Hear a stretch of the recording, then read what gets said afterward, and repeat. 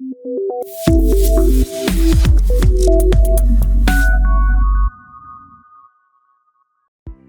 everyone and welcome back to CodeChef. SQL becomes truly powerful when one query can depend on the result of another. That's exactly what subqueries allow us to do. In this video, we will cover subqueries for data transformation, non-correlated subqueries and correlated subqueries. We will also discuss set operators like INTERSECT and EXCEPT. By the end of this video, you will be able to write SQL queries that solve complex real-world problems. So let's dive in. What is a subquery? A subquery is a SQL query written inside another query. So here we have an inner query and an outer query. So inner query executes first, then its result is always used by the outer query and it is always enclosed in parentheses. Let's see an example. Select name from employees where salary is greater than. Then parentheses, select average salary from employees.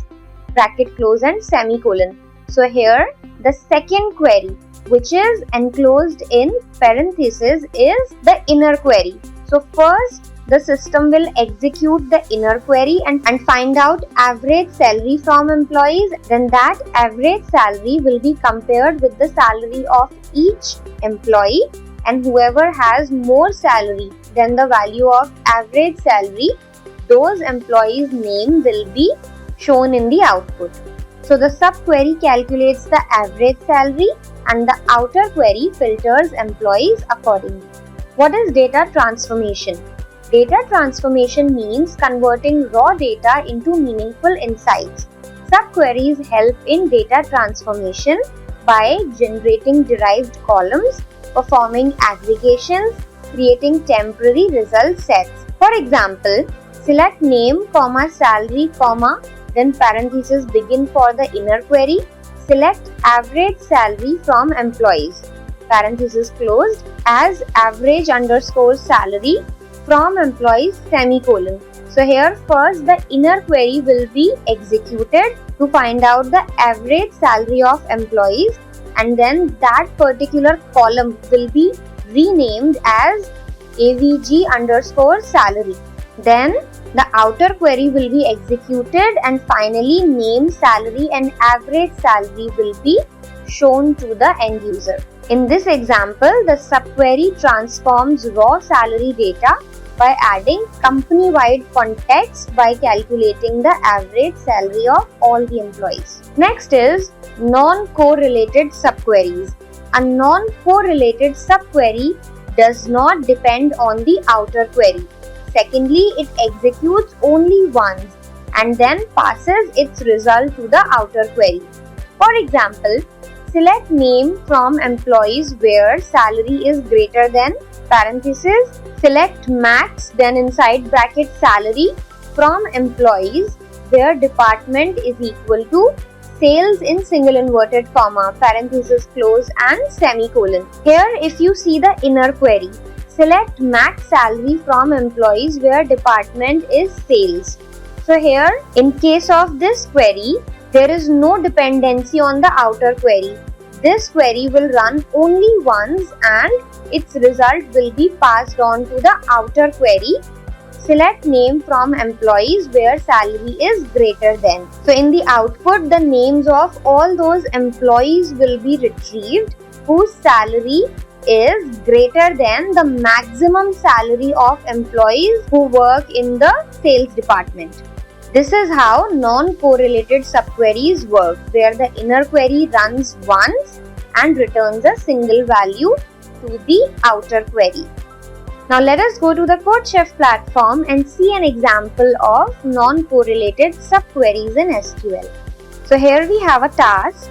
Write a query to fetch name and type of food from the table food which has got rating less than 3 in the table ratings. So in the output we need name of the food and type of the food from the table food which has got rating less than 3 in the table ratings. Now let us have a look at the query for this problem.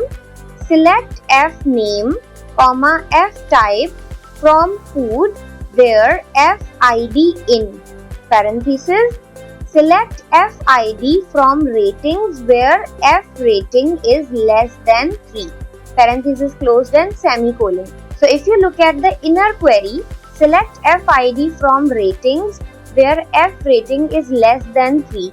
This is an independent query, which means it does not depend on the outer query. Plus, when we run this, it will just get the list of food IDs which have rating less than 3, and then that output will be fed to the outer query to get the final output. Now let's run the query and see the output. So here f name is tacos and f type is Mexican, which is similar to the expected output. Next is correlated subqueries. A correlated subquery depends on the outer query. It executes once per row. So it's not like it will execute only one time for the entire table, but it will execute once for every row of the table. And it cannot run independently. Why? Because it depends on the outer query to get the final output. Example. Select name, department, salary from employees E, where salary is greater than, parenthesis, select average salary from employees where department is equal to E dot department, parenthesis closed and semicolon. Now here the inner query uses data from the outer query and executes for every employee. So it will get the data for each employee for the department from the outer query, and then it will find out the output which will be passed on to the outer query, and then the final output will be achieved. Next is set operators in SQL. Set operators are used to combine the result sets of two or more select queries into a single result set. They are based on set theory in mathematics, where first, a set is a collection of unique elements. Second, operations like union, intersection and difference are performed on sets. In SQL, each select query produces a result set, and set operators work between these result sets and not on individual rows. Types of set operators in SQL. Most SQL databases support the following operators: union, union all, intersect and except. We have already discussed union and union all in previous lessons. Today we are going to discuss intersect and except. Common rules for all set operators. First, same number of columns. So each select statement must return the same number of columns. Second, compatible data types. Corresponding columns must have compatible data types. Third, same column order. Columns are matched by position and not by name. Fourth, column names from first select. That means the final result set takes column names from the first select statement. We will gain more clarity on these rules for set operators with the help of some examples. Intersect.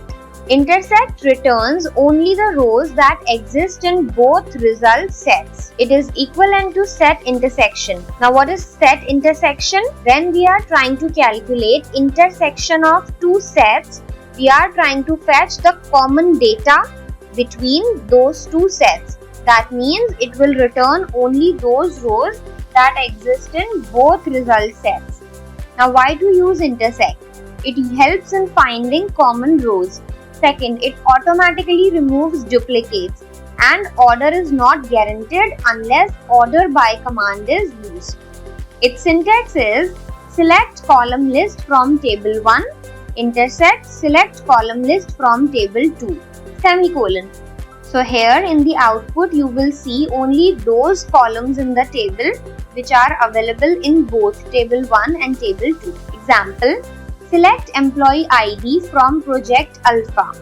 Intersect, select employee ID from project beta, and semicolon. So this query will return list of employees which are working on both the projects, project alpha and project beta.